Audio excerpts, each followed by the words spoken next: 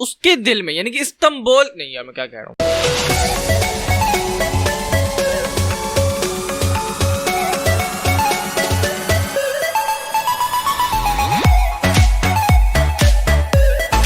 अस्सलाम वालेकुम गाइस, कैसे हैं आप लोग। तो आज की इस वीकली गॉसिप की वीडियो में हम आपको ये बताएंगे कि एक जॉयलैंड नाम की फिल्म है, उसने कुछ इस किस्म के कुछ कट डाला है जिसकी वजह से हमारी जो अवाम है सो कोल्ड उसको मिर्चें लग चुकी हैं। दुनिया की जो आबादी है वो 8 अरब तक पहुंच चुकी है। G20 की समिट हुई है और बहुत कुछ। चलिए शुरू करते हैं। सबसे पहली खबर ये है कि अल जजीरा से मैं आपको बता रहा हूँ कि explosion in the hearts of Turkey Istanbul killed 6 wound 81। देखिए ये एक अफसोसनाक वाकया हुआ कि इस्तांबुल जो वैसे ही तुर्की का एक आप समझ लें कि जैसे पाकिस्तान का कराची हुआ करता था इकोनॉमिकल हब, अब तो बस नाम का इकोनॉमिकल हब है। इस्तांबुल जो ना वो तुर्की का दिल है।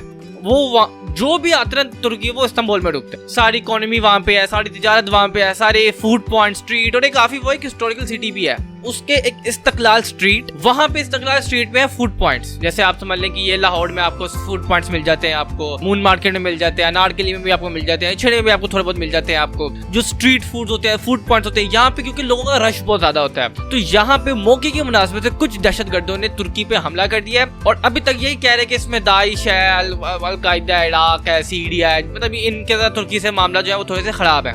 जब भी इस तरह का कुछ सामने आता है ना तो इस चीज को तो समझ सकते हैं हम पाकिस्तानी है। हमने तकरीबन 10 साल दहशतगर्दी को बर्दाश्त किया और लाहौर वाले क्राइसिस के बाद तो दहशतगर्दी में बहुत इजाफा हुई। 2011, 12, 10 इसमें तो बहुत ज्यादा दहशतगर्दी होती थी। दहशतगर्दी का कोई रिलीजन नहीं है, कोई मजहब नहीं है, कोई इनका कुछ नहीं है। ना ये नेशनलिज्म में बिलीव करते हैं, मजहब पे तो बिल्कुल बिलीव नहीं करते। इनका बस एक एजेंडा के बस मारो मारो मारो। दहशतगर्दी होती है। और मैं ये चाहता हूँ कि जितनी भी बड़ी बड़ी पावर्स है जैसे चाइना हो या रशिया, वो स्टैंड लें, वो एक फर्म स्टैंड लें कि यार नहीं हम दहशतगर्दी को खत्म करेंगे। मैं चाहता हूँ वो ममालिक भी हैं जिनके पास तुर्की से ज्यादा पैसा और वो तुर्की के मुखालिफ हैं, मैं उनको भी कहना चाहता हूँ कि आप आए। चाइना ने भी कुछ दहशतगर्दी नहीं देखी, रूस ने भी नहीं देखी, अमेरिका ने तो बिल्कुल भी नहीं देखी। तो जिन ममालिक ने दहशतगर्दी देखी है आप उनसे पूछें। तो यार देखो अभी तक जो तलात है तकरीबन वो 100+ जख्मी हो चुके हैं, 10 से ऊपर लोग फौत हो चुके हैं। अल्लाह हामी और नासिर हो। ये साल ना बस वाकई बहुत बुरा है। तो अल्लाह करे कि अगला साल हमारे लिए अच्छा और जो तुर्क लोग हैं अल्लाह उनको हिम्मत दे। अगली खबर ये है कि खबरें गर्दिश करी ना तलाकों की, सानिया मिर्जा और शोएब मलिक की। वो ये है खबर ये कि Sania Mirza husband Shoaib Malik to host talk show together. ये एक आप समझ लें कि सोशल मीडिया पे ये एक चैनल खोले जा रहे हैं जिसमें ये मतलब लोगों के सवालात करेंगे, टॉक शो करेंगे, उसमें खुद भी बोलेंगे लोगों का सवाल। जैसे एक टॉक शो होता है, बस फर्क ये कि टीवी के बजाय इंस्टाग्राम पे यूट्यूब पे आपको ये लाइव मिलेगा। जहाँ से हमें कोई खबर नहीं मिली कि इनकी तलाक हो गई है। और ये चीज जो है ना ये भी NDTV से मैं कोट करूँ, और ये इंडिया का जो टीवी है इन्होंने इस चीज को हवा दी कि तलाक हो रही है, इसको स्पाइस अप करो just for some views, TRP। और मैं ये पाकिस्तानी मीडिया से भी कहूंगा कि देखो कोई क्लैरिटी जब तक आपके पास ना आए कोई खबर ना दे। आपकी चंद 200-300 TRPs के लिए आप अगले की जिंदगी खराब कर रहे हैं। अगर ये तो लाइफ है किसी की, इतना मतलब इंटरफेरेंस हो गया मीडिया का कि यार अब तो वैसे ही दुख होता है। अजी सुनने में आया है कि दुनिया की 8 अरब आबादी हो गई। यार इतनी ठरकी कम और कर लो, बच्चे पैदा और कर लो।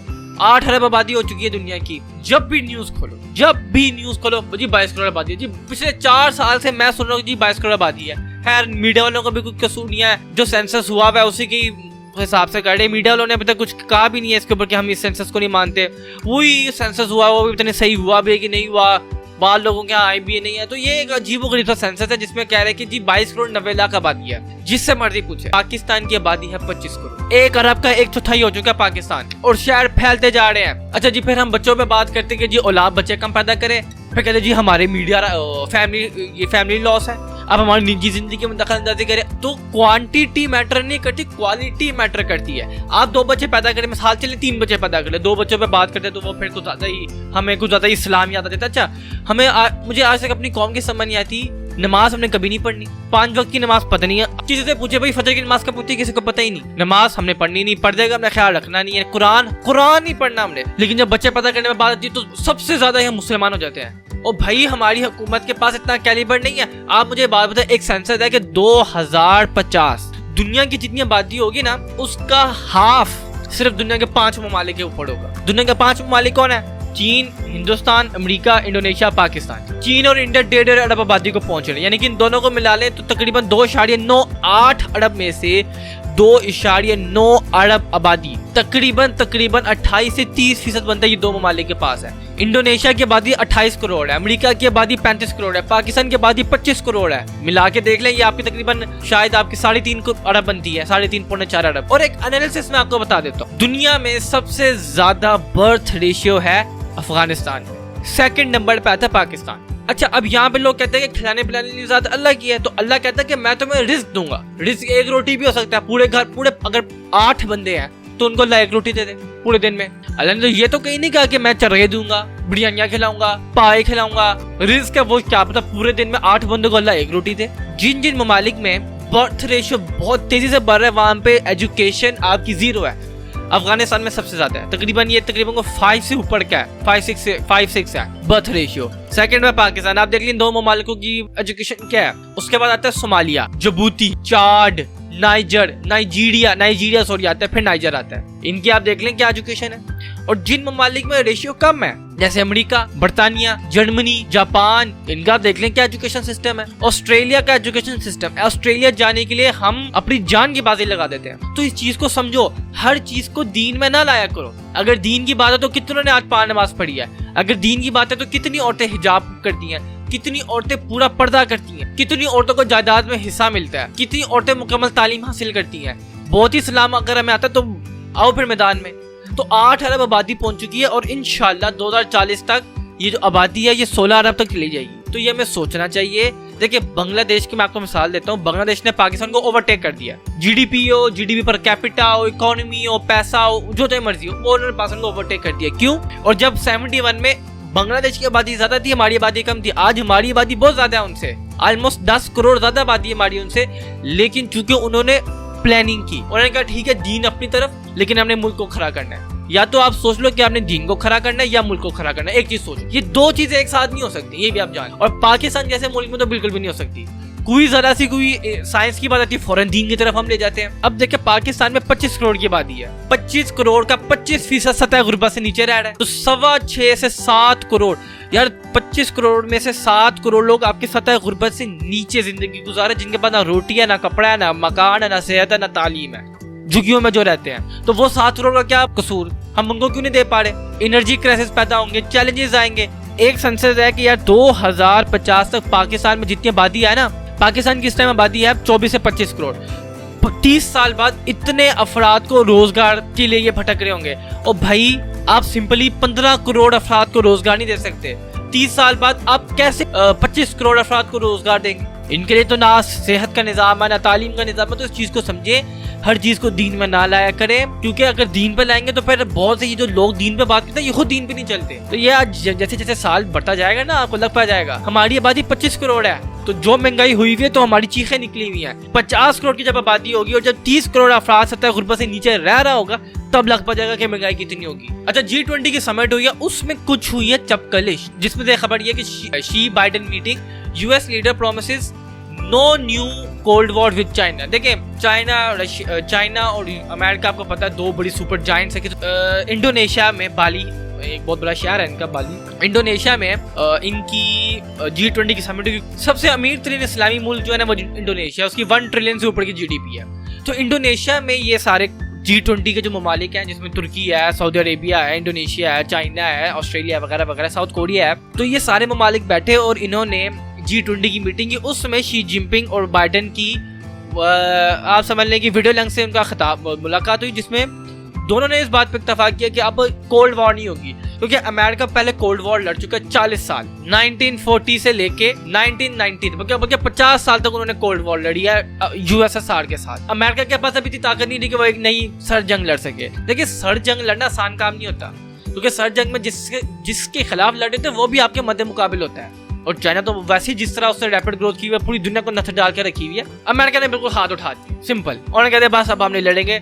चाइना ने अपना मुक्का दिखा के उन्होंने कह दिया कि बस बेटा अब हम चौधरी हैं तो तुम चुप करके बैठो। और इसी मीटिंग में कनाडा और चाइना का भी हुआ कि चाइना और कनाडा की जो कैनेडियन वज़ीर आज़म और चीन के जो सदर ने जो मुलाकात की है, उसमें चीन के सदर ने नाराजगी इजहार की। क्यों? वो कहते हैं कि भाई तू होता कौन है, कनाडा वाले ट्रूडो के बच्चे, तू होता कौन है मुझे कहने वाला, तुझे नहीं पता मैं कौन हूँ। चाइना जो है वो है कम्युनिस्ट पार्टी, वहां पे मीडिया बड़ा कंट्रोल चलता है। कनाडा में मादर पिदर आजाद है, डेमोक्रेसी। तो उनकी जो मीटिंग थी उसको कनाडा के जो वजीर आजम है ट्रूडो, जस्टिन ट्रूडो, उन्होंने लीक कर दी, पब्लिक कर दी।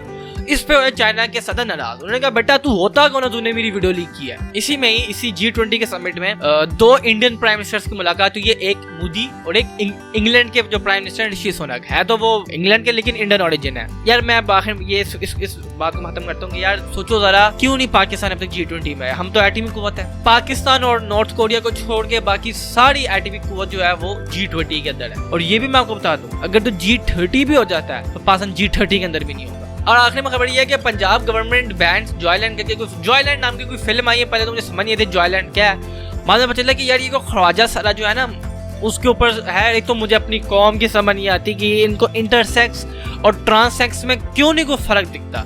देखो ट्रांसजेंडर होता है वो होता है जो गेज और लेस्बियन, वो अलग है। इंटरसेक्स एक अलग चीज होती है जिनको आप अपनी गंदी जुबान में खुसरा कहते हैं। तो ये फिल्म ऐसी जो मुझे पता चला वो ये है कि इस फिल्म में ये बताया गया है एक लड़का है, उसको एक ख्वाजा सरा से प्यार हो जाता है। ये फिल्म है, ठीक है, इसी के इर्द गिर्द जो है वो फिल्म घूमती है।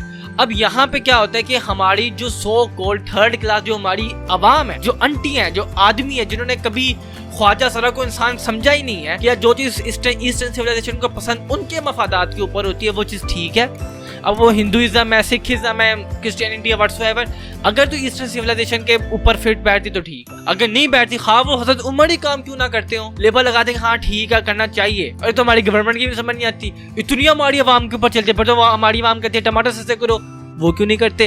पेट्रोल क्यों नहीं सस्ता करते? गैस हमारी ऑलरेडी गैस क्यों नहीं देते? यहाँ पे आवाम की बात मान लिया। तो ये सारे अपने हिसाब से चलते हैं, इनको पाकिस्तान से प्यार नहीं है, याद रखिएगा। और जाने से पहले यार मुझे बात बताओ, 88% लोग मेरी वीडियोस को बगैर देखे सब्सक्राइब ही नहीं किया हुआ यार। इतनी मुश्किल से मैं वीडियो बनाता हूँ, आपको नहीं पता ये सेटअप किस तरह बैठता है। ये कैमरा जो है ना ये आजकल बहुत तंग कर रहा है, ये बहुत मुश्किल से सेटिंग इसकी बैठती है। और मेरी वीडियोस जो है वो पिछले 28 दिनों में जब से मैं वापस आई तो इंडिया में बहुत देखी गई है, 40% ऑलमोस्ट। तो यार आप लोग बहुत लव है, जैसे बोलता भाई कहते ना, तो ये मेरे लिए वेल डन आपका इंडियंस। और देखो यार ऐसी मोहब्बत होनी चाहिए, बॉर्डर के उत्सव वाले भी प्यार करें, बॉर्डर के इस वाले भी प्यार करें, और ये जो पॉलिटिकल है इसको खत्म करो, मोहब्बत फैलाओ यार। अगर आपको मेरी वीडियो पसंद आई तो लाइक शेयर कमेंट सब्सक्राइब कर दीजिएगा। मैं तो अपनी अगली वीडियो में, तब तक के लिए अलविदा। Pull up on you like a Shelby, ये मथा गरम जैसे ब्लाइंडर, वो साली मांगती है फेंडी, पर मैं डेविल तो है प्राडा मेरे माइंड पर। टाइम्स अप तेरा टाइम मेरा नाउ नाउ, कम वक्त लगा तेरा काउंटडाउन, कल तक बंजर पड़ा था ये साउंड क्लाउड।